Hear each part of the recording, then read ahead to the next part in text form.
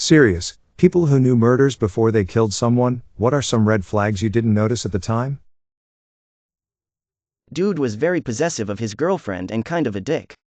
He ended up strangling her, tossing her body in the trunk of her car, driving to a busy grocery store and parking it.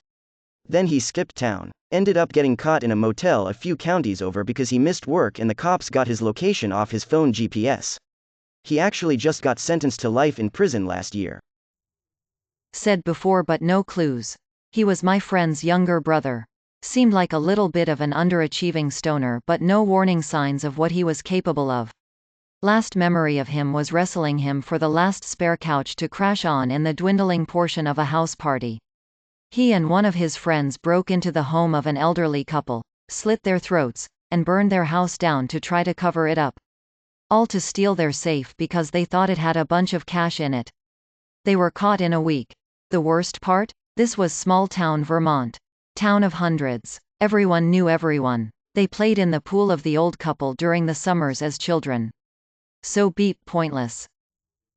I have told this story a few times, but someone in my town killed his wife when she started divorce proceedings and then his neighbor when said neighbor was concerned about not seeing the wife for a couple of weeks.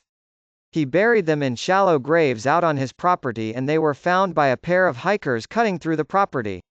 I was a teenager when this happened but the guy was friends with my parents, specifically my dad. I remember him as being a generally nice guy. After the last time this kind of thread was posted I asked my dad about it. He said that the guy was well liked, very nice, involved in the town, but that he got odd over time. My dad says he thinks the guy had started drinking heavily. It wasn't a secret that there were problems in the marriage and it was known when the wife was looking for divorce.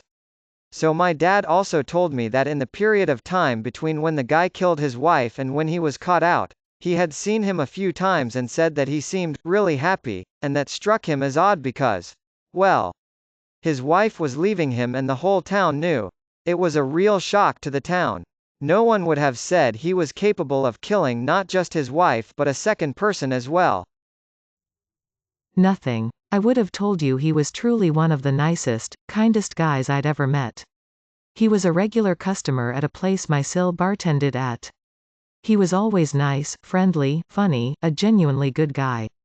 When the husband and I would visit Sil at work he'd chat with us like we were old friends. He obviously had a bit of a crush on Sil but she was involved and had a small child and he respected that. Never even hit on her. There were many nights he'd stay past close to help her clean up, take trash out, lug kegs for her. Sometimes they'd go over to the after-hours bar with a couple other people. They got to know each other quite well over several years, or so we thought. Then one night Sil's friend was at the bar and had too much so she couldn't drive. He offered to drive her home. Sil would never watch an impaired friend go out alone with just any customer but she never thought twice about this. In fact, she even thought it was so like him to offer. Such a nice guy. She was happy her friend would get home safe. They found her friend's body the next day. She had been brutally raped and mutilated, penetrated with multiple objects, I'll spare the details, but it was viscous, then strangled to death. He apparently drove around with her body until almost sun up, not sure what to do with her when he decided to return to the bar. He dumped her body in the back alley next to the dumpster. Sil had to testify against him. In court it was brought to light that he had a history of violence against women, no murders, but several assaults. We were all absolutely shocked. By the way, he got life. When I was a teenager hanging out in the parking lot of a 7-Eleven, a drunk older kid walked up to me and ripped my glasses off my face and tried to hockey fight me, completely out of the blue. I headbutted him in the nose and bravely ran away, Sir Robin style. I heard that a couple years later he stabbed someone to death in a similar incident. I guess his interaction with me helped him hone his craft? I worked with edwardpaulmurderpedia.org mail. Morris edwardpaul.htm. Right up until the point he murdered his pregnant wife and their children. Can't say it was so much missed signs as much as signs that are even more disturbing in hindsight. On the surface he seemed like a polite, friendly guy if a little awkward. He would make small talk with me in the office break room, almost always complaining about his wife and stress at home. He treated it like chit-chat but it was clear he couldn't stop thinking about it. When a mutual coworker and I moved into a rental house together, he offered to come mow the lawn. He did some yard maintenance work on the side. We didn't have curtains up yet and I was in my new bedroom putting clothes away when I realized he was outside, lawnmower running but just standing there and staring at me through the window. Creeped me right the beep out. So I worked with a guy, and one day he seemed upset. He got married young and he feared his wife, who separated from him, was starting to date his ex-best friend. I said, "That's tough, sorry to hear it, you're young." Next, he immediately got this intense look and said he'd kill them. I told him, "You don't want to say that," and blew it off. It seemed like blowing off steam kind of comment, but I was surprised at the intensity, normally an extremely laid-back guy. However, I felt it strange enough that I wanted to walk away. 6 months later he went to his old apartment at 6 a.m., and the two were in bed. He entered their bedroom, put them on their knees and shot each in the head. He then put the gun to his head and ended it. The girl flinched at the shot and survived a headshot. The new boyfriend died. I always think about that one interaction. Had a substitute teacher in middle school who committed murder-suicide on his wife when she was diagnosed with cancer. Looking back, he seemed massively depressed every time I saw him, but was otherwise very kind. Totally out of left field. My childhood friend killed his parents. His dad was my dad's best friend. Red flags? Drinking at an extremely young age, like 9. Pornography also at that age. He never had a sense of right-wrong. Cruelty to animals. Sexually assaulted other kids in the neighborhood. It reads like a profile of a future murderer. Heavy drug use did the rest of the work and he killed both of them for oxy. Since he was my friend, I guess I missed it all at the time. But my parents got me the beep away from him with a quickness once I mentioned some things to them. My sister's fiancé murdered her. Red flags? Well, not really, except he was suddenly into many things that my sister was into. Like 1,000,000% became his persona. He wasn't his own person, as was super clingy and needy. Found out a few weeks before he killed her he was suddenly into guns.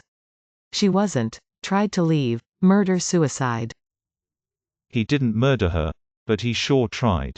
Stabbed 24 times. He was unable to sleep.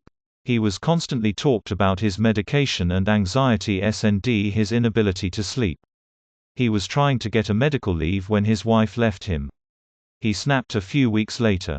We didn't really miss the red flags. We just didn't expect him to do it since he had never laid a hand on her.